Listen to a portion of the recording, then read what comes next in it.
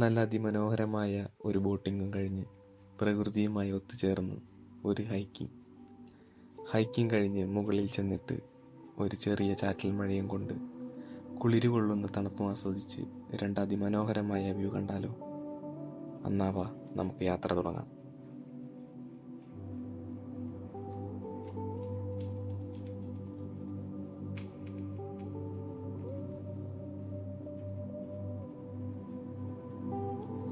ഞങ്ങൾ ഇന്ന് വന്നിരിക്കുന്നത് ജർമ്മനിയിലെ ഡ്രസ്ഡൻ എന്ന് പറയുന്ന സ്ഥലത്താണ്. ഇത് ഒരു അതിമനോഹരമായ ഒരു സ്ഥലമാണ്. കാരണം എന്താണെന്ന് വെച്ച് കഴിഞ്ഞാൽ ഈ ഒഴുകുന്ന പുഴയുടെ രണ്ട് സൈഡിലുമുള്ള വ്യൂ തന്നെയാണ്. നമുക്ക് കാണാം രണ്ട് സൈഡിലും അതിമനോഹരമായ ഇവിടുത്തെ വീടുകൾ, അതേപോലെ തന്നെ അതിൻ്റെ ബാക്കിൽ കാണുന്ന മലനിരകൾ, അതിനോട് ചേർന്ന് പോകുന്ന റെയിൽവേ ട്രാക്കുകൾ. ഞങ്ങൾ ബെർലിനിൽ നിന്നും ഏകദേശം ഒരു 4 മണിക്കൂർ യാത്ര ചെയ്തിട്ടാണ് ഇവിടെ എത്തിച്ചേർന്നത്. ഈ കാണുന്ന ഫെറി കടന്നു വേണം നമുക്ക് അപ്പുറത്തേക്ക് പോകാനായിട്ട്. ഇവിടെ ജർമ്മനിയിലുള്ളവർക്ക് അറിയാം, നമ്മൾ മന്ത്ലി ടിക്കറ്റായിട്ട് ഡോയ്ച്ച്ലാൻഡ് ടിക്കറ്റ് എടുക്കാറുണ്ട്. അത് മാത്രം ഇവിടെ കാണിച്ചാൽ മതി ഈ ബോട്ടിങ് ചെയ്യാനായിട്ട്. അല്ലാതെ നമ്മൾ വേറെ എക്സ്ട്രാ പൈസയൊന്നും കൊടുക്കേണ്ട ആവശ്യമില്ല.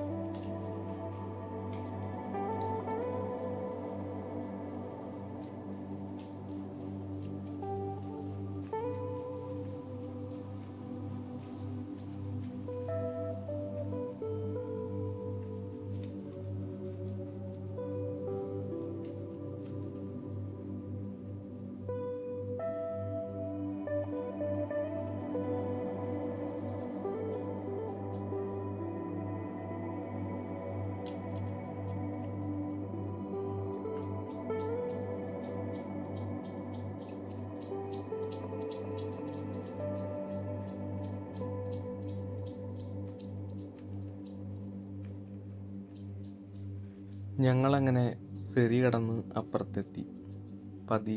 പതിയെ ഇവിടുത്തെ മനോഹരമായ നദിയുടെ വ്യൂവും ഒക്കെ ആസ്വദിച്ചിങ്ങനെ നടക്കുകയാണ്. അങ്ങനെ നമ്മൾ ഹൈക്കിങ് തുടങ്ങി. പതിയെ കയറി തുടങ്ങി. ചെറിയൊരു തണുപ്പൊക്കെ ഫീൽ ചെയ്യുന്നുണ്ടായിരുന്നു. പക്ഷേ കുറച്ചങ്ങോട്ട് കയറി തുടങ്ങിയപ്പോൾ വേർപ്പൊക്കെ ആയി. പിന്നെ അങ്ങോട്ട് കയറാൻ പറ്റണ്ടായില്ല. നമ്മുടെ ദേഹമാകെ വേർത്ത് കുളിച്ച് ഒരിതായിരുന്നു. ഞാൻ ആദ്യം കയറി തുടങ്ങിയപ്പോൾ ജാക്കറ്റൊക്കെ ഇട്ടാണ് കയറിയത്. ചെറിയൊരു തണുത്ത കാറ്റും ഒക്കെ ഉള്ളതുകൊണ്ട് തണുപ്പ് നന്നായിട്ട് ഫീൽ ചെയ്യുന്നുണ്ടായിരുന്നു. പിന്നെ കയറി തുടങ്ങിയപ്പോഴാണ് മനസ്സിലായത് ജാക്കറ്റ് ഇട്ട് കയറൽ നടക്കില്ല. പിന്നെ ഞാൻ പതിയെ ജാക്കറ്റൊക്കെ അഴിച്ച് മുകളിലേക്ക് പതിയെ കയറാൻ തുടങ്ങി. അപ്പോൾ മേളിൽ നിന്നൊരു അടിപൊളിയായ ഒരു വ്യൂ പോയിന്റ് കണ്ടു. അപ്പോൾ അവിടെ കുറച്ചു നേരം നിന്ന് ഒന്ന് എൻജോയ് ചെയ്തു. താഴെ അതിമനോഹരമായ പുഴയും അവിടുത്തെ സ്ഥലങ്ങളും എല്ലാം കുറച്ചു നേരം ആസ്വദിക്കാൻ പറ്റി.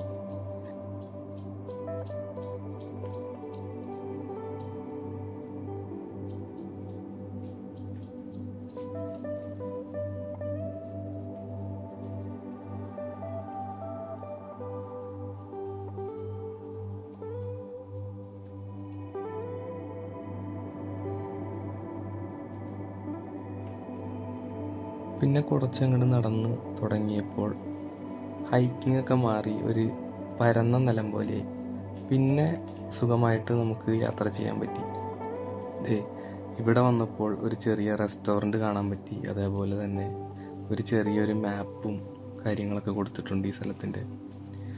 ഈ റെസ്റ്റോറൻറ്റിലാണ് ഇവിടെ വരുന്ന ടൂറിസ്റ്റുകളായ ആൾക്കാർ കൂടുതലും ഫുഡ് കഴിക്കാനും അതുപോലെ തന്നെ എന്തെങ്കിലും ഡ്രിങ്ക്സോ എന്തെങ്കിലും കുടിക്കണമെങ്കിൽ ഈ റെസ്റ്റോറൻറ്റിനെയാണ് അവർ ആശ്രയിക്കുന്നത്.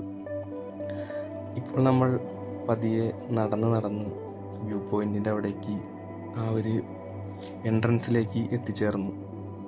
ഇവിടെ നിന്ന് നോക്കുമ്പോൾ വലിയ ഇതൊന്നുമില്ല. പക്ഷേ കുറച്ചങ്ങോട്ട് ഇവിടെ നിന്ന് നടന്നു കഴിയുമ്പോൾ ഇത് മൊത്തം ടോട്ടലി അങ്ങോട്ട് മാറുന്നൊരവസ്ഥയാണ് കണ്ടത്.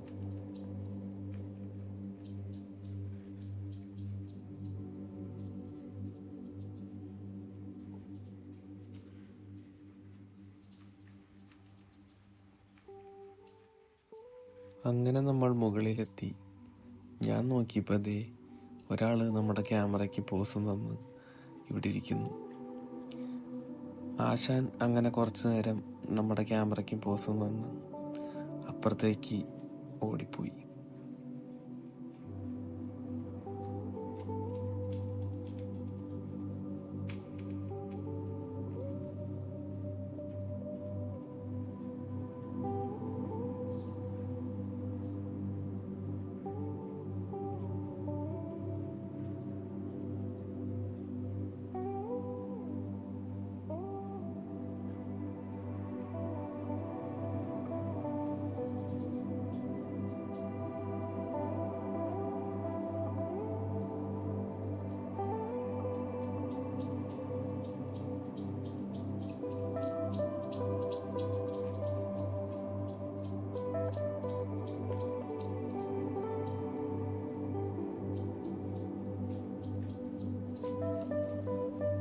ഇവിടെ നിന്ന് നമുക്ക് കാണാം ഒരു ബ്രിഡ്ജും അതിൻ്റെ രണ്ട് സൈഡിലെ നല്ല അതിമനോഹരമായ വ്യൂകളും.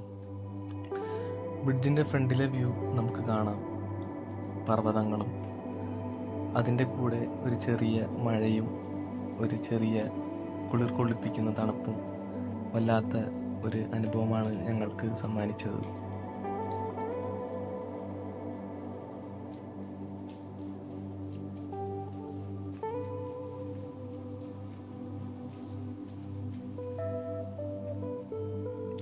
തൊട്ട് ബാക്കിൽ കാണുന്ന വ്യൂ നമ്മൾ നേരത്തെ വന്ന ആ ഒരു പുഴയും അതുപോലെ തന്നെ മനോഹരമായ വീടുകളും റെയിൽവേ ട്രാക്കുകളും എല്ലാം നമുക്ക് ഇവിടുന്ന് കാണാൻ കഴിയും.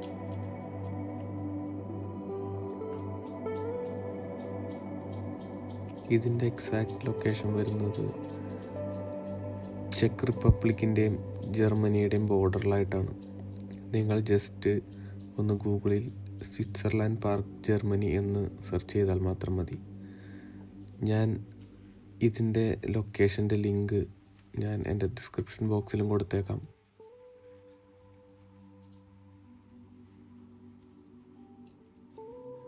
ഞാൻ ജർമ്മനിയിൽ കുറേയധികം സ്ഥലത്ത് പോയിട്ടുണ്ടെങ്കിലും എനിക്കെന്തോ ഈ സ്ഥലം വല്ലാണ്ട് അങ്ങോട്ട് ഇഷ്ടമായി.